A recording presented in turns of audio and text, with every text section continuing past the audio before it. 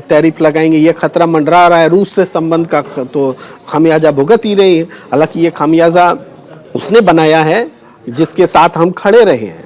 हम क्वाड के मेंबर हैं। काहे का क्वाड के मेंबर हैं जब क्वाड का मेंबर ही हमारे खिलाफ में एक्शन ले रहा है? हम किस बात के क्वाड के मेंबर हैं?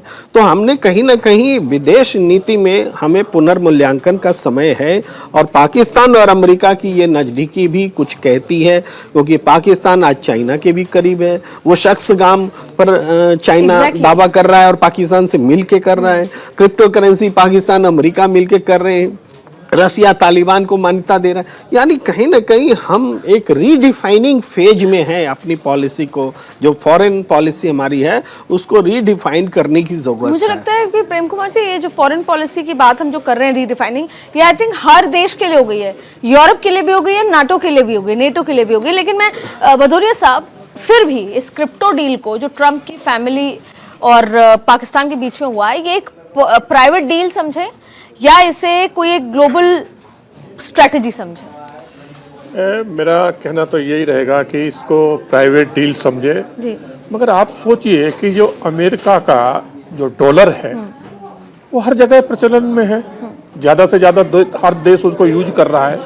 और अमेरिका ने अपनी ताकत भी उसी पे लगाई कि उसके डॉलर कभी कहीं से कहीं कम ना पड़े, डाउन ना हो।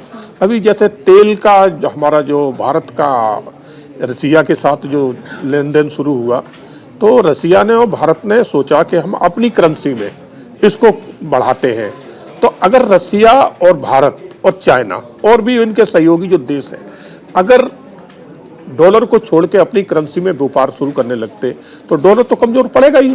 तो अमेरिका सोचता है कि डॉलर कमजोर ना पड़ जाए, तो हो सकता है कि उनने विकल्प उसका देखा हो कि साथ साथ हम क्रिप्टो को भी आगे बढ़ाएं। अब उसको सहयोग के लिए कौन चाहिए? तो सहयोग के लिए वही देश वो ढूंढ के लाएंगे जो उनकी हाँ में हाँ मिलाते हैं। जैसे पाकिस्तान है, पाकिस्तान तो यूएसए के साथ भी उसके संबंध इस तरह के जहाँ बैठ जाएंगे, जो कहो कहने को करने को तैयार है। और सबसे बड़ी बात आपने ये देखी होगी कि डोनाल्ड ट्रंप ने पाकिस्तान के जो जनरल हैं, अब तो फील्ड मार्शल बन चुके हैं, उनको हर मीटिंग में हर जगह बुलाया है, जिस तरह से उनको भोज पे बुलाया।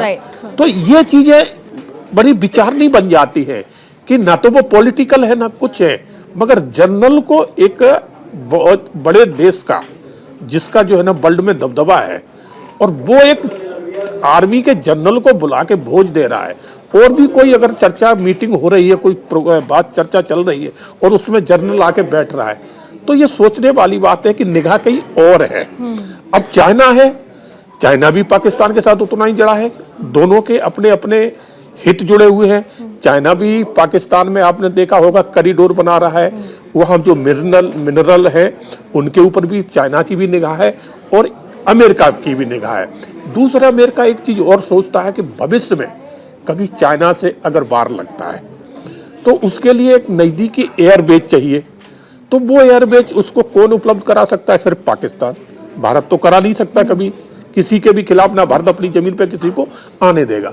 तो ये सब चीज देखते हुए तो अब इन्हें लगा कि हो सकता है कि कभी भविष्य में अगर डॉलर कमजोर पड़ा तो क्रिप्टो को आगे बढ़ा दो।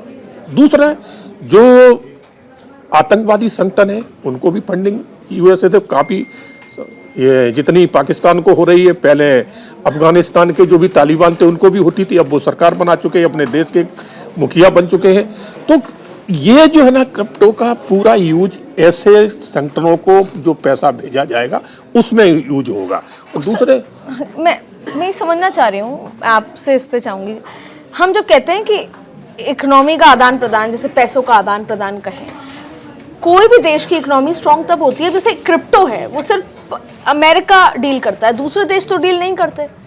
ऐसा नहीं है, क्रिप्टो में बहुत सारे देश नहीं, मैं ये समझना चाह रही हूँ, क्या कोई सामान खरीदा जा सकता है क्रिप्टो से अदर देन अमेरिका? पाकिस्तान अगर चाहे तो किसी और देश से खरीद सकता है? जी देखिए, क्रिप्टो करेंसी अमेरिका की करेंसी नहीं है। ये करेंसीज जो हैं बहुत सारे तरीक़ों से जो है माइनिंग के रूप में आती हैं, और इस पर किसी भी सरकार का, जैसे मैंने कहा, वो नहीं है, कंट्रोल नहीं है। ये बॉर्डरलेस है, कोई भी सरकार उसमें आदान प्रदान कर सकती, कोई भी सरकार नहीं, कोई भी व्यक्ति इसमें डील कर सकता कोई भी व्यक्ति इसमें डील कर सकता है। उसके लिए उसके पास वो करेंसी होनी चाहिए, और इसके लिए सबसे ज़्यादा ज़रूरी है कि उसकी एक्सेप्टेबिलिटी हो। अगर जैसे बार्टर सिस्टम होता था, जिसके अंदर हम कहते थे कि कोई एक काइंड की चीज़ दूसरी काइंड की चीज़ के साथ जो है एक्सचेंज की जा सके, वो एक्सचेंज कर ली जाती थी। जब क्रिप्टो करेंसी में बात होती है तो वो एक करेंसी को दूसरा व्यक्ति एक्सेप्ट करता है, और तीसरा व्यक्ति भी अगर उसे एक्सेप्ट करता है तो उन तीनों के बीच में ट्रेड हो सकता है। अब डॉलर की मान्यता में हो सकता है अंतर आता हो, लेकिन क्योंकि वो एक इंटरनेशनल रिज़र्व करेंसी रही है, उसमें अभी भी ट्रेड होता है। पर जैसे हमने देखा कि रशिया यूक्रेन वॉर हुई है, या जो है और जगहों पे जियोपॉलिटिकल जो है अनसर्टेनिटीज़ क्रिएट हुई हैं, वहाँ पे ये भी बात शुरू हुई है कि डॉलर जो है उसका जो एक हेगेमनी बनी हुई है, या जो एक मोनोपोली बनी हुई है, डॉलराइजेशन की उसका नहीं होना चाहिए। इंडिया ने भी हमेशा 4-5 करेंसीज अपनी बास्केट में हमेशा रखी हैं, जैसे यूएस डॉलर है, यूरो है, या पहले डॉइचमार्क था, फ्रैंक था, ऐसे ही पाउंड स्टर्लिंग है, और बहुत सारी करेंसीज़ को रखता है ताकि वो ट्रेड कर सके। अब ट्रेड में कुछ जगहों पे ट्रेड्स पे जैसे सैंक्शन है या टैरिफ्स लगते हैं, उसके ऊपर फिर ट्रेड करना मुश्किल पड़ता है। तो करेंसीज़ का आदान प्रदान क्रिप्टो के माध्यम से भी हो सकता है। अगर किसी चीज़ को मान्यता दी जाती है एक्सचेंज के लिए, वो ज़रूरी बात है ये देखना कि वो इनफॉर्मल इकोनॉमीज़ में कैसे ट्रैवल करेगी, क्योंकि इनफॉर्मल इकोनॉमीज़ में जो ट्रैवल होता है वो हो सकता है मेन करेंसी का ना हो करके दूसरी करेंसीज़ का हो रहा हो, जिससे जो ट्रेड है वो लीगलाइज भी हो सकती है, नॉन लीगल भी हो सकती है, और इनफॉर्मल भी हो सकती है। तीनों चीज़ें हो सकती है, ज़रूरी नहीं है कि इलीगल ही हो, इनफॉर्मल भी हो सकती है। जैसे कुछ सेक्ट्स को अलग कर दिया जाए मेन इकोनॉमी में से, तो उनके लिए वो जो ट्रेडिंग होती है वो कभी कभार इनफॉर्मल ट्रेडिंग में भी से भी आती है। बिल्कुल। तो प्रेम कुमार जी, आपने उस पॉलिटिक्स की बात करी और आपने कहा कि फॉरेन पॉलिसी जो रीडिफाइनिंग मोड पे है, ऐसा नहीं था कि अमेरिका का इतिहास अगर देखें तो तानाशाही नहीं रहा होगा, लेकिन अब जो आप किसी के भी राष्ट्रीय अध्यक्ष को उठा लें और खुद को कार्यकारी अध्यक्ष उस देश का घोषित कर दें, ऐसे में ही तमाम ग्रीनलैंड पे आप अपना दावा ठोक दें, ये सब के पीछे ट्रम्प और अमेरिका की जो मेक अमेरिका ग्रेट अगेन वाली पॉलिसी है, वो आपको साकार होती हुई नजर आ रही है? ये दरअसल अमेरिका उस प्रेशर से लड़ रहा है जो प्रेशर चाइनीज़ इकोनॉमी के उभरने के बाद और ग्लोबल इकोनॉमी में अमेरिका की कंपैरेटिवली कमज़ोर पड़ने के बाद, इवन जियोपॉलिटिक्स में भी उसकी स्थिति कमज़ोर हुई है अमेरिका की। तो उसके लिए ये एग्रेशन है। ये एग्रेशन अपने आप को बचाने के लिए है, छोटे देशों के खिलाफ है। भाई यूक्रेन मामले में तो रूस के खिलाफ कुछ नहीं एक्शन ले पा रहे हैं, एक्शन यूरोपीय यूनियन ने लिया, फिर भी उस पर कोई प्रभाव नहीं पड़ रहा है, रूस अपनी मजबूती के साथ खड़ा है। तो इस परिप्रेक्ष्य में देखें तो ये अमेरिका का अपना स्ट्रेस है, और ऐसा नहीं कि इसका बहुत समर्थन मिल रहा है। अमेरिका में भी विरोध प्रदर्शन हो रहे हैं और बहुत बड़े व्यापक स्तर पर विरोध प्रदर्शन हो रहे हैं। तो ये उनकी पॉलिसी है। पर जो चेंज आया है, जो पूरी दुनिया में चेंज आया है, लेकिन चेंज जो है हमारे कंटेक्स्ट में ये है कि हम क्वाड के, हमने पहले भी कहा, क्वाड के मेंबर हो गए। तो क्या है कि ये चाइना को पसंद नहीं आया है ना, तो चाइना ने अपने हिसाब से अपना स्टैंड लिया, और आज वो खुल करके ऑपरेशन सिंदूर के समय चाइना पाकिस्तान के साथ खड़ा मिला। तो अब चाइना को हम छोड़ भी नहीं सकते, क्योंकि हमारी पॉलिसी में ही दिख रहा है कि हम फिर से व्यापार खोल रहे हैं। यानी चाइना का इम्पोर्टेंस है और आगे भी बना रहेगा। यही नरेंद्र मोदी जी जब शी जिनपिंग के साथ मिल रहे थे, 21वीं सदी इंडिया चाइना का होगा कह रहे थे ना, तो वो हम भी मान रहे थे इंडिया चाइना का होगा। तो इंडिया चाइना का होगा ये जानते हुए भी हमने चाइना को अपने से दूर जाने दिया। गलवान जैसी परिस्थितियां पैदा हुई और एक कॉम्प्रोमाइज्ड लैंग्वेज भी आया, न कोई घर में घुसा है न घुसा हुआ है। इसके बावजूद उसका एग्रेशन कम नहीं हो रहा है। दूसरी तरफ हम अमेरिका के साथ ऐसी नीतियां लेकर गए जो चाइना को पसंद नहीं है, और अमेरिका भी हमारे साथ खड़ा नहीं है। अगर अमेरिका हमारे साथ बैलेंसिंग फैक्टर के तौर पर खड़ा होता तब भी हम समझते कि चलिए। प्रेम कुमार जी, अमेरिका किसके साथ खड़ा है? वो तो नेटो के साथ नहीं खड़ा, वो तो ये बात यूरोपियन हमें देशों के समझनी साथ होगी नहीं ना, खड़ा। पर ये बात हमें ये समझनी होगी ना कि अमेरिका कभी किसी का नहीं हुआ, तो हमने ऐसे हालात क्यों बना लिए कि जब एक संकट की घड़ी आई, पहलगाम हमले की निंदा तो पूरी दुनिया ने भारत की, ने क्या नहीं किया? लेकिन भारत सिर्फ पाकिस्तान yes की man ही निंदा तो नहीं किसी हुआ। ने नहीं सर की। देखिए, 60 बार ये क्लेम करने के बाद ट्रंप का कि मैंने सीजफायर कराया, भारत तो यही कर सकता था कि वो बिना जवाब दिए, अभी तक ट्रंप के नाम लिए बिना ही तो हमने कहा है कि कोई सीजफायर किसी ने नहीं कराया, डीजीएमओ लेवल स्तर पे बात हुई। अगर क्या भारत क्या करता? भारत ये कहता कि ट्रंप गलत है, या भारत जो अभी कर रहा है चुप रह रहा है, या भारत ने उसको एक्सेप्ट नहीं किया? तो भारत की तो एक अपनी फॉरेन पॉलिसी हुई ना। देखिए अमेरिका, मतलब पाकिस्तान और भारत के अंदर यही तो फर्क है कि पाकिस्तान एक यस मैन और ईगो मसाज कर रहा है और भारत नहीं कर रहा। इसका तो मैसेज ये जाता है ना कि 60 से ज्यादा बार अमेरिका खुल करके बात बोल रहा है और भारत को उसका जवाब देने तक की हिम्मत नहीं हो रही है। वो जिस ट्रंप के लिए हम नारे लगा रहे थे कि अब की बार ट्रंप सरकार, वो ट्रंप हमारा दुश्मन बन बैठा है, हमारे लिए प्रतिकूल व्यवहार कर रहा है, हमारे नागरिकों को जंजीरों में बांध कर भेज रहा है, हमारे ऊपर किसके साथ नहीं कर रहा है? किसके साथ नहीं कर रहा? तो हम क्यों डोनाल्ड ट्रंप करने गए थे? हम क्यों अब की बार डोनाल्ड ट्रंप करने गए थे? इसीलिए हम अब की बार डोनाल्ड ट्रंप तब करने गए थे जब डोनाल्ड ट्रंप हार गए थे। जब इस बार चुनाव हुए तो प्रधानमंत्री मोदी नहीं गए। सही बात है, प्रेसिडेंशियल इलेक्शन था और जीत जाते तो हो सकता था कि ये दिन और पहले देखने पड़ते, जो थोड़े दिन बाद देखने पड़े। हम शी जिनपिंग के साथ में झूले झूल रहे थे, इधर हमारा डोकलाम हो रहा था, गलवान हो रहा था, ये सारी चीजें हैं कि नहीं? तो हम फेल हो रहे हैं ना, हम जो कर रहे हैं उसमें हमारे उलट परिणाम सामने आ रहे हैं। ये चीज है, अब रीडिफाइन करने का मौका है। ऐसा नहीं कि हाथ से, कभी विदेश नीति ऐसी नहीं होती कि हाथ से निकल गया और कुछ बचा नहीं, हमेशा अपने को करेक्ट करने का मौका होता है। और आज भी हमें रूस के साथ भी बैलेंस करना होगा, चाइना के साथ भी बैलेंस करना होगा और अमेरिका को भी बैलेंस करना पड़ेगा। बदौलत से मैं चाहूंगी कि प्रेम कुमार जी के इस पूरे वक्तव्य में मुझे जो बात समझ आई वो ये था कि शायद कुछ लोग ये चाहते हैं कि भारत एग्रेसिव मोड में आए, फ्रंट फुट पे आए, लेकिन भारत वासुदेव कुटुंबकम की बात करता रहा। भारत ने पाकिस्तान से भी तब जाके संधि तोड़ी पानी की, या कनाडा के साथ तब संधि तोड़ी ब्यूरोक्रेसी की, तब पानी सिर से ऊपर चला गया। आपको लगता है कि समय आ गया है ऐसे ही रहने का चुपचाप, या समय आ गया है एग्रेसिव होने का?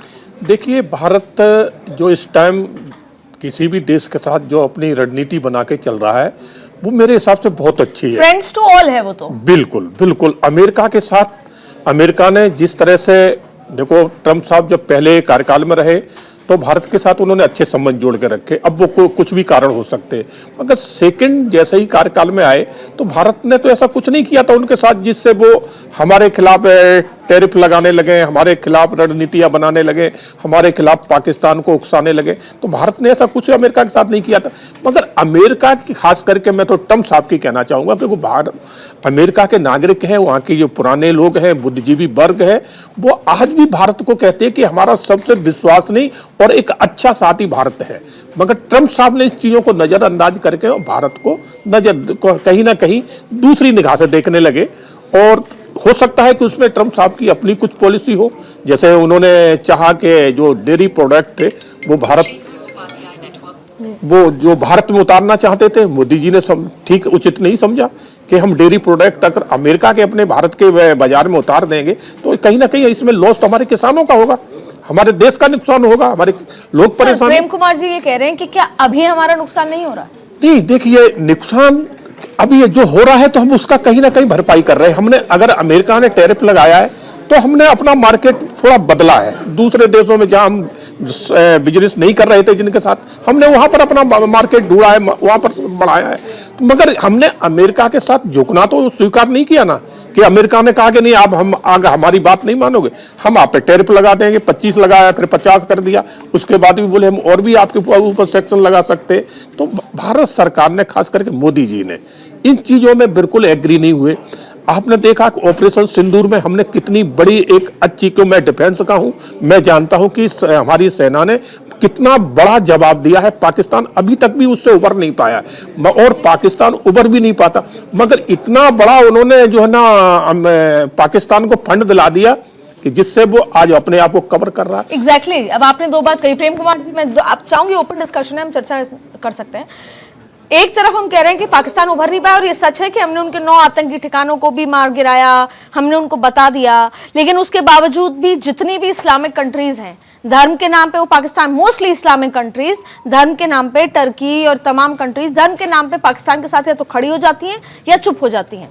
दूसरा, भदौरिया साहब, पाकिस्तान उभर पाए ना उभर पाए, ये क्रिप्टो करेंसी की डील हो जाती हैं, चाइना का बैक सपोर्ट आ जाता है और टर्की साथ आ जाता है, ये तमाम ऐसी गतिविधियां होती हैं जहां वो पावरफुल फील करता है, और उसके बाद रेड फोर्ट जैसे धमाके हो जाते हैं। देखिए, पाकिस्तान क्या है कि इस्लामिक कंट्री में वो अपनी एक धाक जमाना चाहता है, क्योंकि आपने देखा होगा इस्लाम में एक खलीफावाद है, खलीफा बनना। तो पाकिस्तान सोच रहा है कि आज पाकिस्तान जो इस्लाम के करीबन 56 देश हैं, 56, तो पाकिस्तान सोच रहा है कि आज 56 देश में वो एक अकेला देश है जो अपने आप को मानता है कि हम परमाणु शक्ति है, तो इसलिए वो हर देश को अपने साथ जोड़ना चाह रहा है। और दूसरा वो क्या है कि अपना एक मजहब का भी उसमें लेके आ जाते हैं कि हम एक मजहबी हैं, एक साथ रहें। तो पाकिस्तान ये कोशिश जरूर कर रहा है, मगर जितने भी इस्लामिक देश हैं आप देखिए कि वो हर अपना बेनिफिट पहले देख रहे हैं कि हमारे देश का बेनिफिट कहाँ पर है और किस हिसाब से है।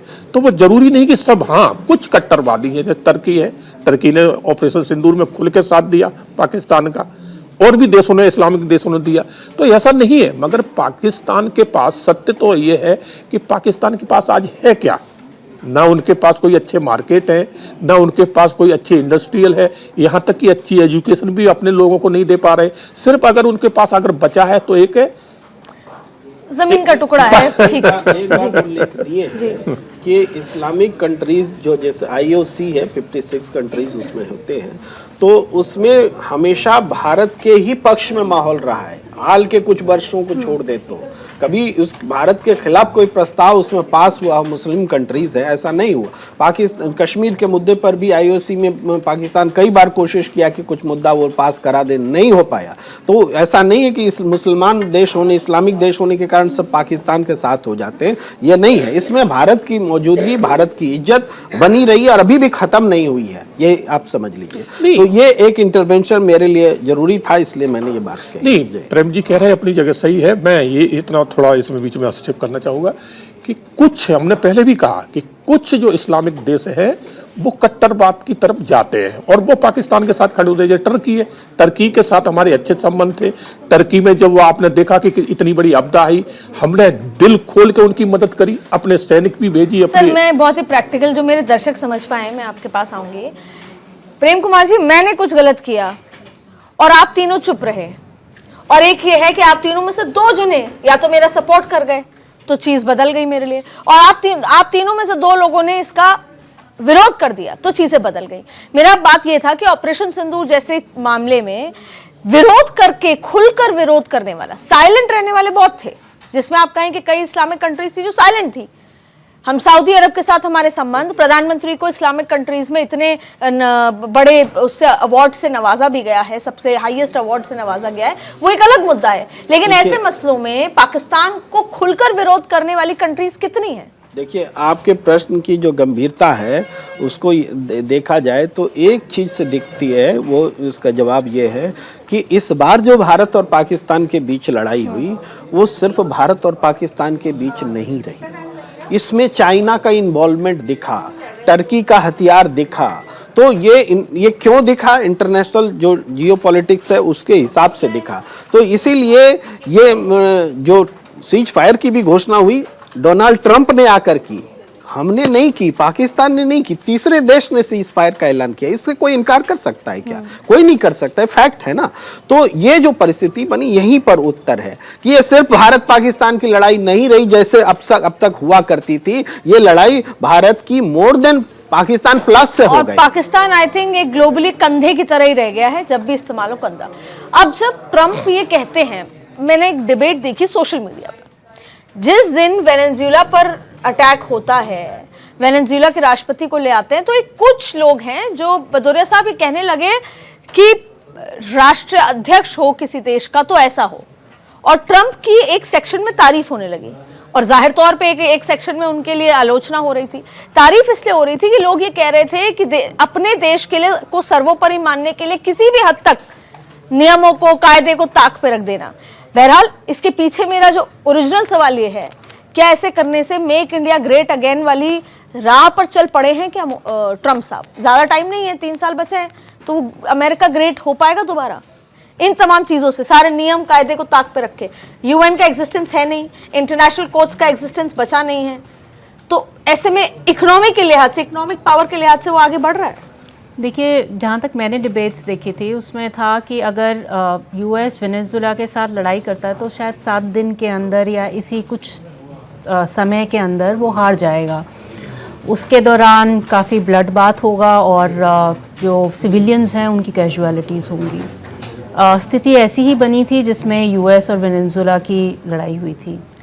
काफ़ी हद तक लोग जब यूएस की लड़ाई के बारे में बात करते हैं तो वियतनाम की बात करते हैं। सिविलियंस जिनकी कोई गलती नहीं होती उसमें लड़ाई का ऐसा क्षेत्र बने जिसमें ब्लड बाथ हो या लोगों का लॉस हो, वो शायद सही नहीं है। ये भी सही नहीं है कि अगर ट्रंप जो है किसी के पीएम को उठा लें, पर जो स्थिति चैनल्स में दिखी या डिबेट्स में दिखी उनके तहत वॉर होती और वॉर में काफ़ी ब्लड लॉस होता।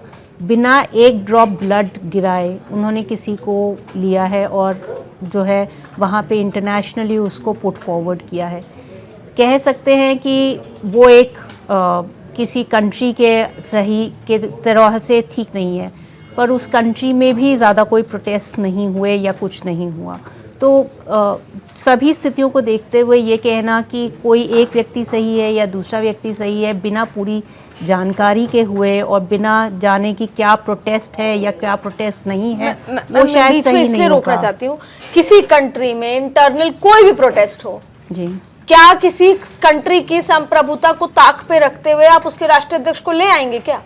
जी, ह्यूमैनिटेरियन ग्राउंड्स पर अंतर्राष्ट्रीय एजेंसीज़ के पास राइट्स होते हैं कि वो ऑब्जेक्ट करें, बट अगर कुछ रूल्स ऐसे हों जो बहुत ही अमानवीय हों और एक सोसाइटी की तरफ से नज़र आ रहे हों और सामने आ रहे हों जिसके ऊपर कोई भी आँख तक ब्लिंक ना करता हो, तो उसके ऊपर शायद अगर कोई और हस्तक्षेप करे तो वो शायद गलत ना हो। फिर तो सर ग्रीनलैंड को भी कल ले आएंगे, देखिए तो ठीक है वो भी। इसमें मैं बताना चाहूँगा आपको कि अमेरिका एक डिक्टेटर बन गया, खास करके जब से ट्रम्प साहब आए, और यहाँ पूरा जो खेल है तेल का है। वेनेजुएला में भी तेल बहुत भारी संख्या में है और वो ही ईरान में है। तो वेनेजुएला के राष्ट्रपति को इस तरह से उठा ले जाना, क्योंकि वो एक राष्ट्र अध्यक्ष है, राष्ट्रपति है वहाँ के, और किसको आप सिर्फ अपनी ताकत के बल पे, क्योंकि आज अमेरिका सही है कि हर तरह से वो सक्षम है, ताकतवर है, तो वो अपनी ताकत का आपने यहाँ पर मिस यूज किया कि वेनेजुएला एक बहुत छोटा देश है, उसकी संख्या इतनी नहीं है कि वो यूएसए से लड़ सके और ना भी उनकी सेना लड़ने लायक है। तो इसका मतलब फिर तो आप कोई छोटे देश हैं वो बचेंगे ही नहीं, आप जिसको चाहोगे आप दबा लोगे। यही खेल उन्होंने किसके साथ किया था? अभी वेनेजुएला के राष्ट्रपति पे उन्होंने सेक्शन क्या लगाए कि हमारे कंट्री में, अमेरिका में, यूएस में भारी से भारी ड्रग सप्लाई ये करा रहे थे। तो इसका सबूत क्या है? कहाँ आपने दिखाया कि ये पकड़ा गया है? इनके माध्यम आया। इसी तरह से इन्होंने, आपने देखा होगा ईरान को जब इराक को जब बर्बाद किया था, सद्दाम हुसैन को उठाया था, उन्हें गिरफ्तार किया था और लास्ट में उन्हें फांसी दे दी। उनके ऊपर क्या सेक्शन लगाए थे कि ये परमाणु हथियार बना रहे, जबकि जांच हुई तो वहाँ कुछ भी नहीं निकला। तो ये अमेरिका की स्ट्रेटजी रही है कि कैसे जो देश हमारे हिसाब से चल रहे, हमारा कहना मान रहे, तो हम बिल्कुल उनके ऊपर चर्चा करेंगे, अपने साथ रखेंगे। जैसे यस मैन पाकिस्तान है, यस मैन है, तो उसके लिए कोई प्रॉब्लम नहीं, चाहे वो भले ही भारत में कितना भी आतंकवाद फैला दे, कितने भी लोग यहाँ मारे जाएं, कुछ भी हो जाए, कभी अमेरिका नहीं बोलता। मगर जो उसके साथ नहीं चलता है वो उसके ऊपर तुरंत हावी हो जाता है। सर नेटो का भविष्य क्या है सर? डेनमार्क में और ग्रीनलैंड में अब डेनमार्क ने अपनी आर्मी, इसके अलावा कॉन्सुलेट, और यूरोपियन देशों ने कहा कि हम अपने कॉन्सुलेट खोलेंगे, नेटो की आर्मी वहां पर जाके पहुंच रही है, तो ऐसे में ये नेटो टूट जाएगा सर? देखिए, बड़ी विडंबनापूर्ण स्थिति है कि नेटो का मेंबरशिप लेना चाहता था यूक्रेन, बिल्कुल, तो इसकी वजह से रूस यूक्रेन की लड़ाई हो गई और अमेरिका ने खुलकर यूक्रेन का साथ दिया। अभी हाल के जेलेंस्की वाला एपिसोड छोड़ भी दिया और आज भी उसके खिलाफ नहीं है, उसके रिसोर्सेज पर नहीं, अगर नहीं भी दे रहे मेंबरशिप तो भी उन्होंने कहा नेटो मिलिट्री रूप से साथ होगी आपके। और दूसरी बात है कि नेटो ये पुर्तगाल जो है उसका मेंबर है और पुर्तगाल का उस पर ग्रीनलैंड पर पूरा सैन्य व्यवस्था उसके ही हाथ है, रक्षा उसके ही हाथ है। तो ऐसी स्थिति में पुर्तगाल पर हमला माना जाएगा, ग्रीनलैंड पर कुछ भी होता है, और पुर्तगाल पर हमला का मतलब नाटो पर हमला माना जाएगा। तो ये नाटो जिसका कि करता धरता रहा है अमेरिका, वो एक तरह से अमेरिका और नाटो के बीच एक बहुत स्ट्रेसफुल वातावरण होगा और हमें नहीं लगता कि ये उस हद तक जाएगा। अमेरिका आज भी कम से कम नस्लवादी नज़रिए से अगर अर्थ पूरी दुनिया की राजनीति को देखें तो अमेरिका यूरोपीय यूनियन के साथ खड़ा रहता है, और उससे अगर इतर होगा तो अमेरिका के जो डोमेस्टिक पॉलिटिक्स हैं डोनाल्ड ट्रंप के, जो कि वो भी नस्लवाद का असर उस पर दिखता है, वो भी खतरे में पड़ जाएगा। उनकी डोमेस्टिक पॉलिटिक्स में भी स्थिति कमज़ोर हो जाएगी। इसलिए यूरोपीय यूनियन से टकराएगा डोनाल्ड ट्रंप और उसका प्रशासन, ऐसा हमें नहीं लगता है। ये उस दूर तक हद तक नहीं जाएगा। दूसरी एक बात मैं कहना चाहता हूँ जो वेनेजुएला के संदर्भ में, वेनेजुएला के साथ जो कुछ हुआ है वो पूरी दुनिया के वर्ल्ड ऑर्डर को डिसरप्ट करने के लिए काफी है। इसका मतलब जिसकी लाठी उसकी भैंस चलेगी। भाई अब चाइना भी कल को ताइवान अपने हाथ में ले ले या कुछ ऐसा डिसीजन ले ले तो किसी का मुंह नहीं रह जाएगा बोलने का। भारत अगर कल को बांग्लादेश में सैन्य कार्रवाई करे तब भी किसी का मुंह नहीं रहेगा बोलने का कि भारत भी कर सकता है। भाई जब आप वेनेजुएला में कर सकते तो हम तो मेरा हिस्सा रहा है। तो इस तरह से पूरी दुनिया जो है डी कंट्रोल हो जाएगी। तो इसमें सही और गलत तय करना अमेरिका को किसने अधिकार दिया कि वेनेजुएला में क्या सही हो रहा है क्या गलत? अमेरिका से पूछेगा कौन कि आपके पास अधिकार है या नहीं है? हाँ, वो तो खत्म ही हो चुका है। और अमेरिका सबसे पहले उसने क्या किया, वेनेजुएला का 5 मेरे ख्याल से 4 अरब डॉलर उसका वैल्यू था और 5 करोड़ टन के लगभग में, अमाउंट में गलत बोल सकता हूं लेकिन वैल्यू 4 अरब डॉलर का था। उतने वैल्यू का पेट्रोल जो है यानी कच्चा तेल, वो अमेरिका अपने आप पहला काम यही किया कि अपने देश में ले आया। तो आपकी नीयत तो यहाँ दिख रही है। आपने वहां के राष्ट्रपति को पत्नी समेत उठा लिया, बेडरूम से उठा लिया, फिर बचता क्या है? एक देश जब ऐसी गुंडागर्दी करेगा और उसको हम किसी भी नाम पर कैसे समर्थन कर सकते हैं? मैम वेनेजुएला का तेल उसको मिलेगा जिसका नल ट्रंप खोलेंगे। लेकिन मेरा ओवरऑल बात यह है आपसे पूछने के लिए, ऐसी स्थिति में जो डी कंट्रोल वाली बात जो प्रेम कुमार जी कह रहे हैं, ऐसी ग्लोबल स्थिति में अमेरिका की इकोनॉमी और देश की ये इकोनॉमी किस दिशा में आपको जाती नजर आ रही है? जी देखिए, जहाँ तक ऑयल का सवाल है वो एक जो है काफ़ी हद तक बहुत सारे, जैसे वेनेजुएला भी ओपेक का पार्ट था, तो ओपेक के थ्रू जो है ट्रांजैक्शंस होती हैं, या ईरान है या बाकी जगह हैं, वहाँ पे यूएस और ईरान के बीच में अभी मतभेद चल ही रहा है। भारत ने अपना जो स्टैंड है वो भी क्लियर किया है कि उन्होंने भारतीयों को वापस बुलाया है। भारत ज़्यादातर न्यूट्रल ही रहा है और कोशिश करता है कि साझेदारी में चले सभी के साथ। रशियन प्रेसिडेंट को बुलाया यहाँ पे, और जो है यूएस से भी ट्रेड डील, आज सुबह मैंने कहा वो बहुत क्लोज है उस यूएस ट्रेड डील के, इसीलिए शायद भारत चुप भी है। ये आप कह सकते हैं भारत अपनी स्थिति जो है सिक्योर करके चलता है और जो है सिचुएशन के हिसाब से जो है उसको लेता है और जो अपनी नेशनल प्रायोरिटीज़ हैं उसको रख कर के to be specific, Prem Kumar ji, Bhadauria जी, मैंने पीयूष गोयल जी और जो इस ट्रेड डील से संबंधित जो लोग हैं दूर दूर, अगर हम बात करें सरकार में, सभी का ये मानना था कि अभी हमें कुछ नहीं कहना, ऑन रिकॉर्ड ऑफ रिकॉर्ड पहले डील चल रही है। और इस डील के बीच में पिछले 1.5-2 महीने से इनकी टॉक्स चल रही हैं, पिछले 1.5-2 महीने से उनके अधिकारी आए हुए हैं, बातचीत भी की है बीच में। लेकिन इस 1.5-2 महीने में ये भी बोल दिया गया कि मोदी जी को पता है, he is a good friend, he is a good man, but he knows he needs to make me happy. फिर तमाम तरीके की स्थिति।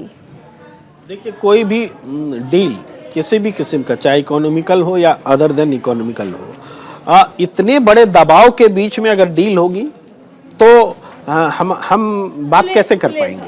बात है, पहले तो आप रेसिप्रोकल टैरिफ वापस लीजिए, तब डील होगी। अगर इस तरह के माहौल में डील होती है तब तो हम सोच सकते हैं कि हमारे मेरे सोर्सेज के हिसाब से सिर्फ एक ही बात रखी गई है कि हम एग्रीकल्चरल अपना वो नहीं खोलेंगे, उसके अलावा आप डील पे बात कीजिए।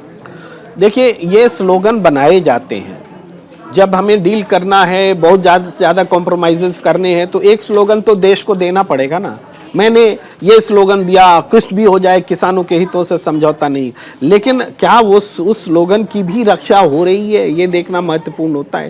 भाई कोई भी देश जब करेगा तो इस तरह से दिखार तो नहीं होगा ना कि हम झुक गए हैं, हमें तो दिखाना ही पड़ेगा कि नहीं मैं तो इस पर मान ही नहीं सकता। लेकिन मैं बेसिक बात बोलता हूं, इतना बड़ा जब दबाव होगा तो कोई भी डील झुके बिना हो ही नहीं सकती। पहले रेसिप्रोकल टैरिफ वापस लो, माहौल शांतिपूर्ण बनाओ, तभी डील होगी, तभी हम अपनी बात कर पाएंगे। अदरवाइज आप वेनेजुएला को दूसरे तरह से ट्रीट कर रहे हैं, आप हमें दूसरे तरह से ट्रीट कर रहे हैं। मैं भदौरिया जी के पास आने से पहले एक लाइन का जवाब आपसे आती हूँ। वो कह रहे हैं दबाव नहीं होना चाहिए, अमेरिका दबाव पे दबाव कर रहा है हर देश पर, इंक्लूडिंग भारत। ऐसे में भारत को अपनी इकोनॉमी, एक्सपोर्ट इंपोर्ट की चिंता इसलिए वो चुप है क्योंकि सबसे बड़ा ऑब्वियस पार्टनर तो अमेरिका ही है हमारा।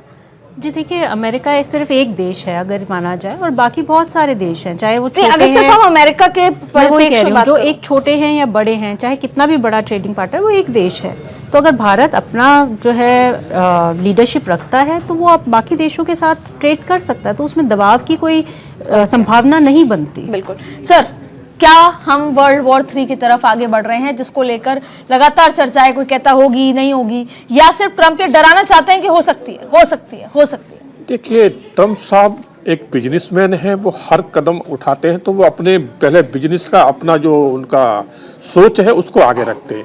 रही बात भारत की, भारत हर कदम जो आज के समय में उठा रहा है वो पहले अपने देश को आगे रखता है कि हमारे देश का हित किस में है, किस में नहीं है।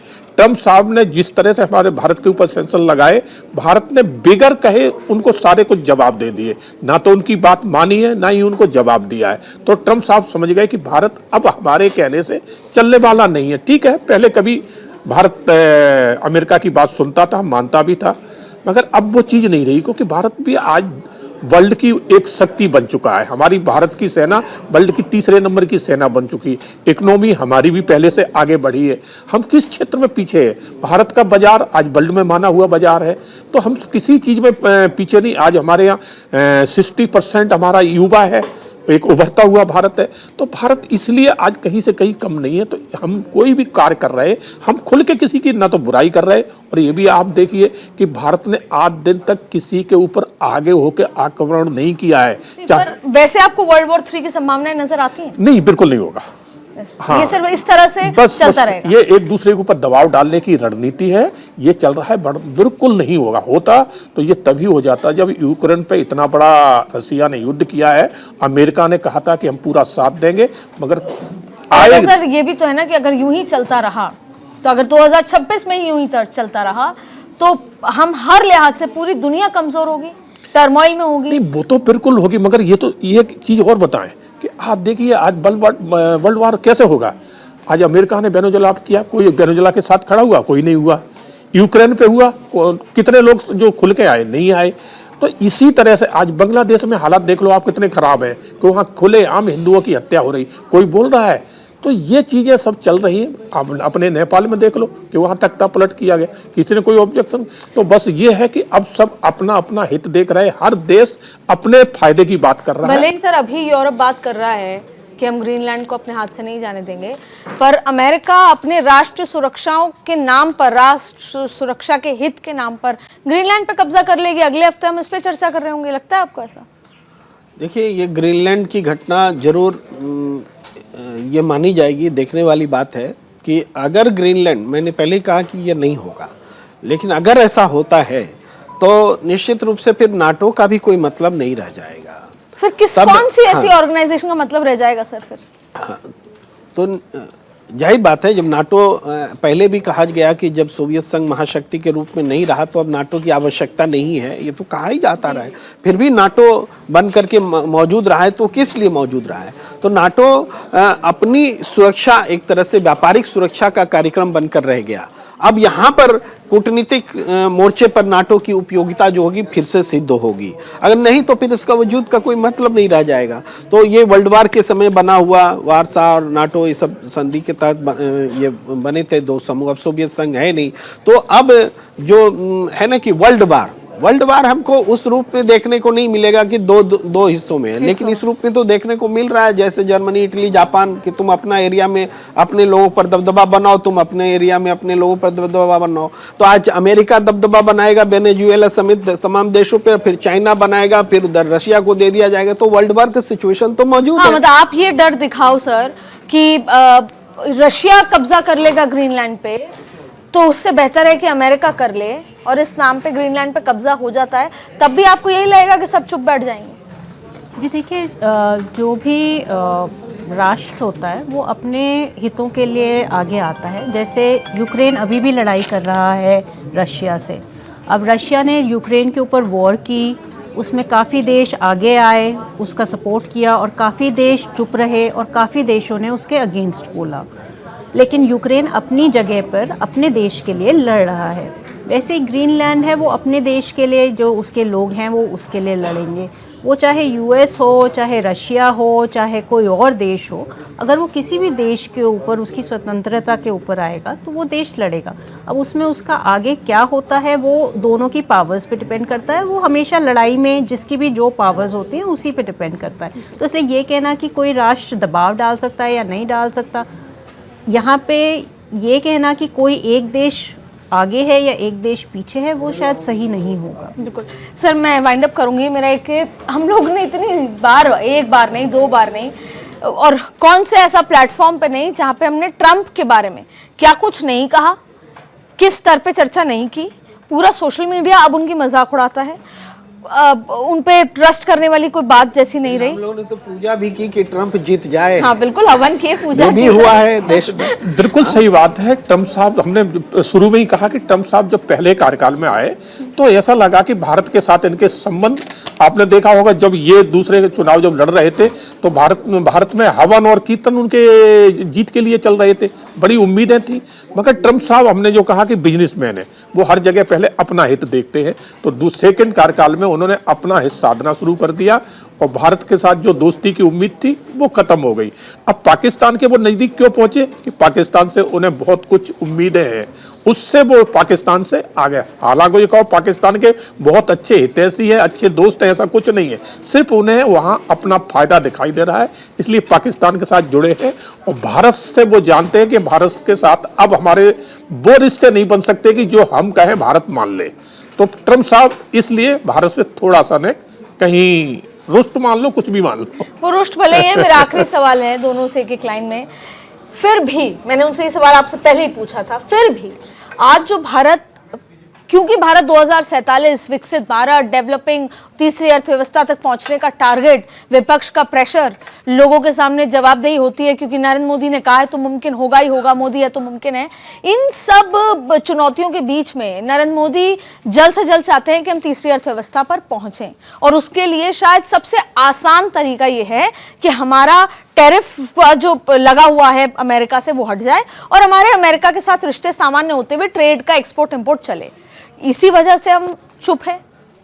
देखिए, अर्थव्यवस्था की गिनती जो हम लोग करते हैं ना, जब 1 ट्रिलियन डॉलर की इकोनॉमी हम हुए थे तब हम 10वीं अर्थव्यवस्था बने थे।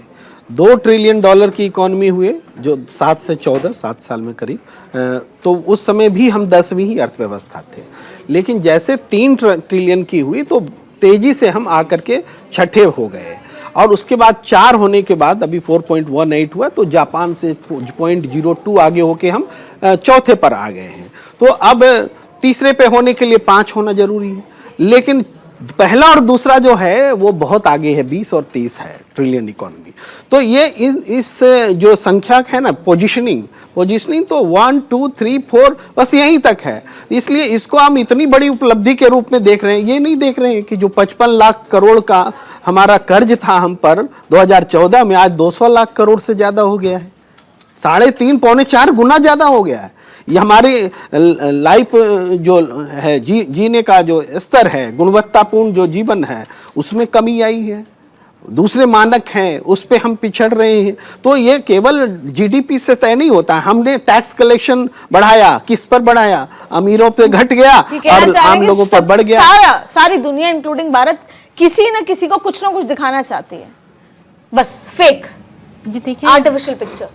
ये कहना तो मुश्किल होगा कि कौन किसको क्या दिखाना चाहता है, पर ये ज़रूरी है कि हर एक व्यक्ति या हर एक देश अपने लोगों के लिए ज़रूर काम करने की कोशिश करता है।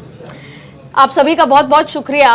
और शायद ट्रम्प जो हैं वो एक फिलॉसफी पे आगे बढ़ गए हैं कि सारे नियम कानून कायदे ताक पे रखिए और ना बाप बड़ा ना भैया, सबसे बड़ा रुपया, और जिसके पास इकोनॉमिक पावर है वो अपनी तानाशाही दादागिरी पूरी दुनिया पे कर सकता है।